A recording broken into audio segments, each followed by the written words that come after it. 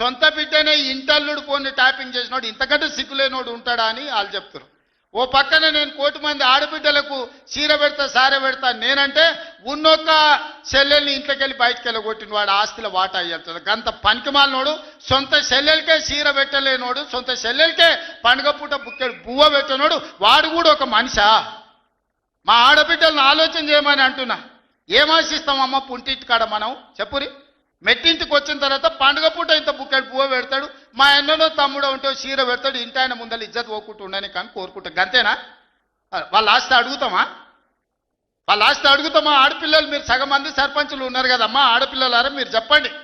పుట్టింటి గౌరవం నిలబెట్టడానికనే ప్రయత్నం చేస్తారు కదా మీరు మీ అత్తగారింటి కాడ.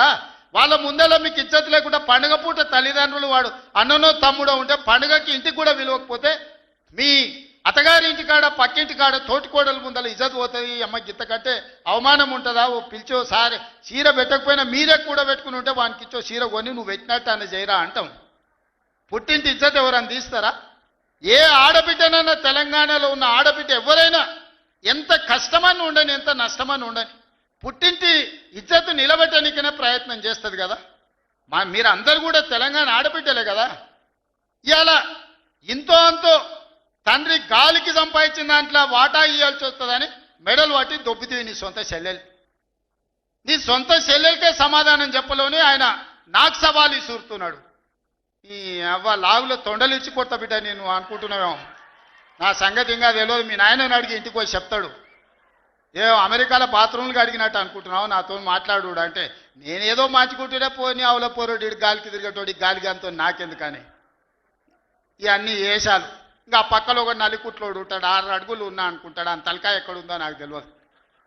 కేసీఆర్ వచ్చి గర్జించిందంట, గర్జనకు నేను పోయి లోపల దాచుకున్నంట. ఇక కేసీఆర్ గర్జనలు గర్జించినట్టు లేవురా నాయన. మన గాడిదలు ఏం చేస్తావా? ఒండ్ర పెడతాయా? ఏమంటారు గాడిదలను? గాడిదలు అరిస్తే ఏమంటారు నరసింహ? గట్లున్నది. మీ గాండ్రింపులకు మీ బెదిరింపులకు ఉడత ఊపులకు భయపడ్డోడు ఎవరు లేరు బిడ్డ. ఈడ దుక్కి దున్నిన చేతులు ఉన్నాయి. మీరేదో తోలు తీస్తా అంటే తీపించుకోనికే లేము. ఈ కండలు కరిగినాయి, మిగిలిందే తోలు. ఫస్ట్ నీ తోలు సంగతి చూసుకో. నీ తోలు సంగతి చూసుకో. ఊర్లో మాకు తెలుసు, ఊర్లల్లో నాటుకోళ్ళు ఉంటాయి కదా, కోని కాల్చినాక మనం మంచిగా కాల్చి తోలు తీసి పసుపు పెడతాం కదా, మంచిగా తోలు తీసి పసుపు పెడతారు బిడ్డ మా కొడంగల్లోళ్ళు. నువ్వేదో తెలివితేటలు అనుకుంటున్నావు. ఈ తమాషా మాటలు, ఈ అతి తెలివితేటలు కట్టిపెట్టుకో. ఎన్ని ఎలక్షన్లు జరిగినా సిగ్గు లేకుండా అన్నిట్లలో డిపాజిట్లు పోతున్నా బండకేసి కొడుతున్నా బుద్ధి రాలే. ఇప్పటికైనా మారుండ్రి. నాకేం లేదు, మీరు అట్లుంటేనే మంచిది. ప్రజలు చీత్కరిస్తారు, చీదర కొడతారు, లాస్ట్ దేనికి వనికి రాకుండా పోతారు. కాకపోతే ప్రతిపక్షమే లేదు తెలంగాణలో అని బయటకు పోతే ఇజ్జత్ పోయేటట్టు ఉన్నది. అదొక్కటే నా చింత. అందుకే మిత్రులారా మంచిగా చేయండి.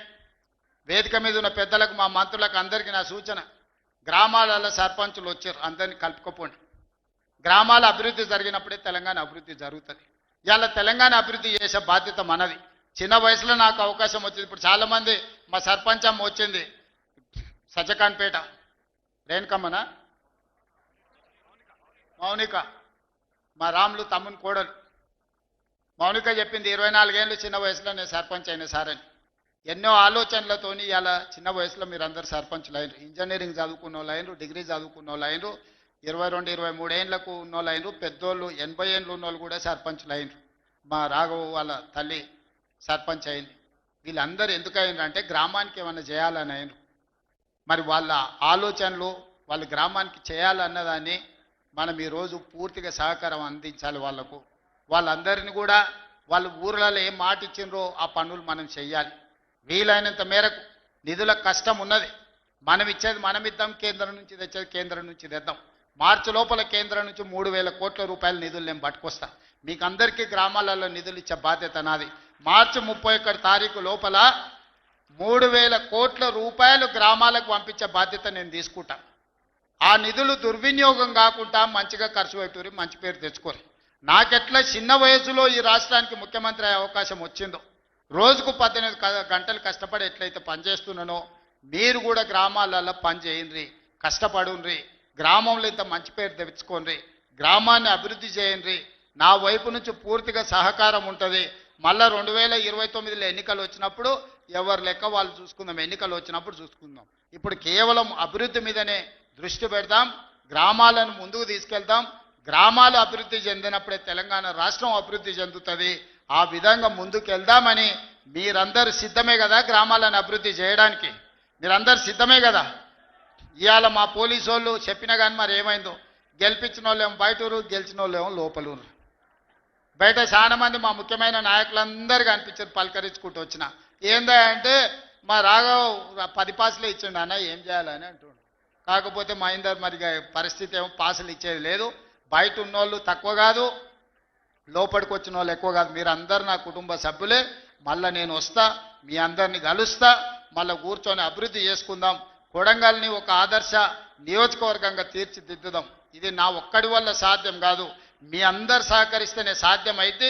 అన్ని గ్రామాలకు ఏం కావాలనో గ్రామ సభలు పెట్టుకోండి, గ్రామ సభలలో చర్చించుండ్రి, మంచి పనులు చేద్దామని తెలియజేస్తూ మీ అందరి దగ్గర సెలవు తీసుకుంటున్నా.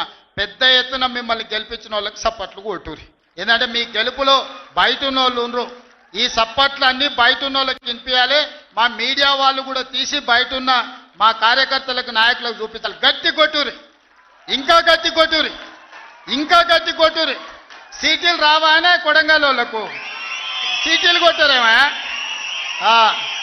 ఇప్పుడు నమ్మకం వచ్చింది, బయట ఉన్న వాళ్ళకు కూడా సంతోషమైంది. మీరు అందరు సీటీలు కొట్టి ఈ గెలుపును ఒక పండుగలాగా చేసినందుకు మీకు అందరికీ ధన్యవాదాలు తెలియజేస్తూ సెలవు తీసుకుంటున్న. ధన్యవాదాలు మిత్రులారా.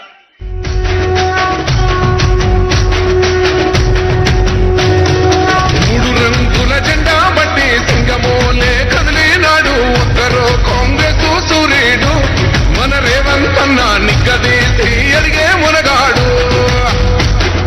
వీడు భూమిన వానైతాడు, బీద సాదల ధైర్యం వీడు, దొంగ దొరల భరతం పడతాడు.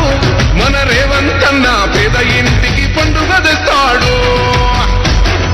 సోనియమ్మ దివెనతోని రాహులన్న సైనికుడయ్యి పెద్ద కొడుకై యుద్ధం చెయ్య సిద్ధమాయే రేవంత్ అన్న. మూడు రంగుల జెండా బట్టి సింగమోలే కదిలినాడు ఒక్కరో కాంగ్రెస్ సూర్యుడు మన రేవంత్ అన్న నిగ్గదీసి ఎరిగే మొనగాడు.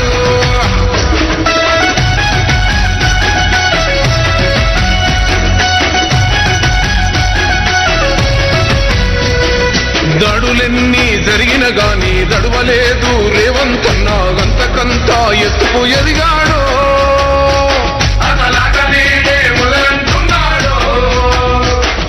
మొక్కనాడు పోలేదు, ఒక్కడయ్యి కొట్లాడాడు, అందుకే పెద్ద నాయకుడయ్యా.